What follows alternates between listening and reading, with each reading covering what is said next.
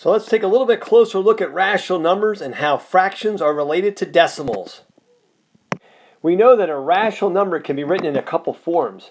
First of all, it can be written as a fraction, or it can be written as a decimal that either repeats or it terminates. And the word terminate means to end. Let's consider the decimal number that's written here. Is it a rational number? And the answer is no, because it doesn't end and it doesn't repeat. If it would look like this. A negative sign doesn't affect a rational number because a rational number can be positive or negative. In the final reflection, a mixed number is a rational number because you can always change it to an improper fraction. So for a rational number, we know we're looking for a decimal that either repeats or that it ends, it terminates. So how do we change a fraction to a decimal? Well, we divide the numerator by the denominator. So to take 5/16, we're going to divide 5 by 16. We're going to see how many times 16 goes into 5. It doesn't, so we have to put a decimal and a 0 next to it. And now we can divide like we normally do. 3 times 16 is 48. So you get 2 remainder, put a 0, bring it down. 16 goes into 21 time.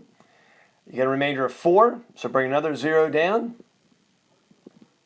16 goes into 40 twice. 2 times 16 is 32, so you get a remainder of 8. Bring down another 0 because nothing's repeating yet or ending.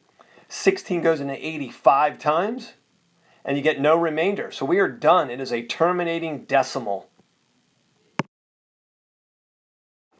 Our next example is 4/7, so that's 4 divided by 7. 7 goes into 4 no time, so you put a decimal and a 0, but 7 goes into 40 5 times. So 5 times 7 is 35. We have a remainder of 5. So we need to put another 0, bring that down. 7 goes into 57 times. You get a 49 and a remainder of 1. So we need another 0, bring it down. 7 goes into 10 one time. We have a remainder now of 3. So we need another 0, bring that down. 7 goes into 34 times. Remainder of 2, we need another 0. And we end up with continuing to divide.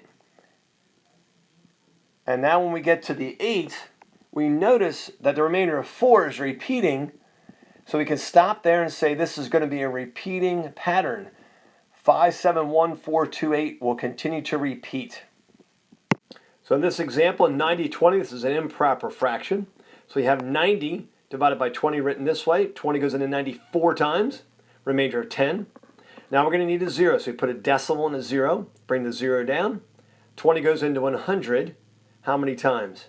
That's right, 5 times. 5 times 20 is 100, and we have no remainder. So we are done. It's a terminating decimal.